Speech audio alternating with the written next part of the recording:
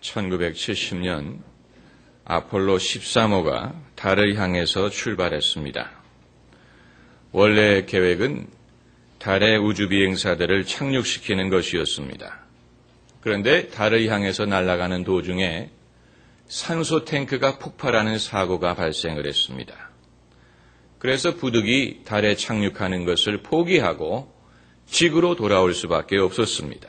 그런데 사고의 규모가 하도 커서 지구로 돌아올 수 있을지도 확신할 수 없는 그런 위험한 상황이었습니다. 당시 제가 초등학교 4학년이었는데 수업 시간에 이들을 위해서 기도한 기억이 납니다. 여러 가지 기술적인 문제가 있었지만 그 중에 하나가 우주선의 공기 필터가 고장이 난 것입니다. 그래서 이산화탄소의 양이 점점 많아지기를 시작했습니다. 그대로 두면 우주비행사 3명은 다 이산화탄소 중독으로 죽을 것입니다. 이들은 이 위급한 상황을 지구의 관제센터에 알렸습니다. 이제 우주선 안에 있는 물건을 가지고 공기 정화기를 만들어야 했습니다. 다른 방법은 없었습니다. 우주선 안에 이들이 사용할 수 있었던 물건은 양말, 마분지, 비닐봉투, 테이프, 이런 잡동사니 뿐이었습니다. 그런데 지상에 있는 엔지니어들이 이 잡동사니를 가지고 공기 정화기를 만드는 방법을 고안했습니다. 그리고 무전으로 그 방법을 우주 비행사들에게 알려주었습니다. 그래서 무사히 이산화탄소 축적을 줄이고 지구로 귀환할 수 있었다는 이야기입니다. 아폴로 13호는 비록 실패한 프로젝트였지만 그래도 가장 성공적인 실패라고 불립니다. 옛 속담에 훌륭한 목수는 연장을 탓하지 않는다라는 말이 있습니다. 중요한 것은 그의 실력과 창의력이지 연장이 아니라는 것입니다. 연장은 어디까지 도구일 뿐입니다. 훌륭한 실력을 가진 목수는 가장 기본적인 연장을 가지고도 훌륭한 물건을 만들어낼 수 있습니다. 오늘 성경 본문에서 우리가 발견하는 사실은 다윗의 승리의 비결이 돌멩이에 있는 것이 아니었다는 사실입니다. 이 물맷돌이라는 것은 길가에 널려있는 돌멩이를 말합니다. 다윗이 골리앗과 싸우러 나갈 때 무슨 특별하고 값비싼 무기를 들고 나간 것이 아니고 길가에 누구든지 줄 수 있는 돌멩이 5개를 들고 나갔습니다. 그리고 승리했습니다.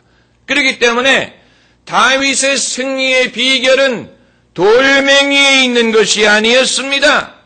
만일 다윗이 다른 무기를 가지고 나갔더라도 이기는 것은 마찬가지였을 것입니다. 반대로 다른 사람들은 돌멩이가 없어서 다윗과 싸우지 못한 것이 아니었습니다.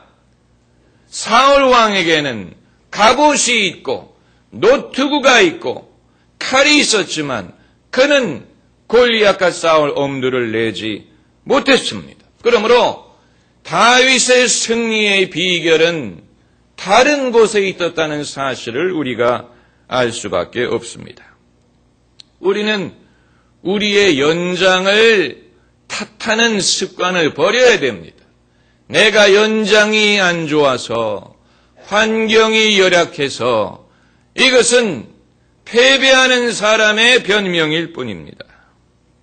제가 아는 어느 목사님은 어렸을 때 찢어지게 가난했습니다. 책을 사보고 싶어도 살 돈이 없었습니다. 그러나 이 목사님에게는 지식에 대한 갈망함이 있었어요. 그래서 남의 책을 빌려다가 읽었습니다. 그리고는 그 내용을 머릿속에다가 저장했습니다. 왜냐하면 돌려줘야 되는 책이기 때문에 이분이 지식을 얻을 수 있는 비결은 남의 책을 빌려다가 그 내용을 외우는 것밖에 없었습니다. 그런데 수십 년이 지난 지금도 이 목사님이 설교하실 때 아직 어렸을 때 남의 책을 빌려서 외운 내용을 인용을 하신다고 합니다. 그러니까 사람이 배우지를 못해서 하나님을 섬기지 못하는 것이 아니라는 얘기입니다. 제가 아는 또 다른 목사님은 컴퓨터를 다룰 줄을 모릅니다.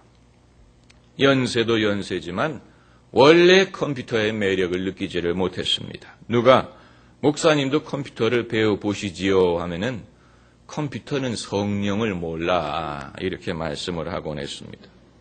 요즘에 인터넷에 들어가면 얼마나 정보가 많습니까? 그러나 이 많은 정보를 얻는다고 해서 더 훌륭한 설교를 할 수 있는 것이 아니라는 것입니다. 설교의 생명은 위로부터 내려오는 성령의 영감에 있는 것이지 정보의 나열에 있는 것이 아닙니다. 제가 몇 달 전에 신앙인의 미천이란 제목의 설교를 한 적이 있습니다. 하나님께서 우리에게 주신 기본적인 미천 중에 하나가 기도할 수 있는 무릎, 또 하나는 하나님의 음성을 들을 수 있는 가슴, 그리고 또 하나는 일할 수 있는 손, 이 세 가지 미천은 부자나 가난한 사람이나 많이 배운 사람이나 배우지 못한 사람이나 모든 사람들이 공통적으로 가지고 있는 기본적인 미천이라고 말씀드렸습니다. 이 세 가지 미천을 잘 활용할 줄 아는 사람이 인생도 성공하고 신앙생활도 성공할 수 있습니다. 반대로 가진 것이 쓸데없이 많은 사람들은 오히려 이 기본적인 미천을 소홀히 여깁니다. 뭐가 너무 많은 사람들, 재주가 많다거나 돈이 많다거나 아는 사람이 많은 사람은 기본적인 미천을 사용하기보다는 자기의 머리를 굴리려고 하고 사람을 의지하려고 하고 재물을 의지하려고 하다가 오히려 실패하는 경우가 많습니다.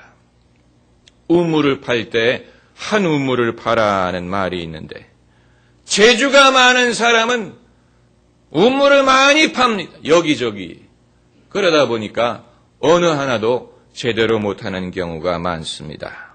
오히려 재주가 많지 않은 사람이 하나의 일에 충성하기 때문에 거기에서 사람들에게 보여줄 수 있는 열매를 얻는 것입니다. 경주에 흥남빵이라는 빵이 있습니다. 한때는 모든 고속도로 휴게소에서 팔던 빵입니다. 저도 경주에 갔을 때 먹어봤는데 아주 단순하게 생긴 빵입니다. 속에 팥을 넣고 구운 빵입니다. 그런데 전국적으로 인기가 있고 전국에 배달을 합니다.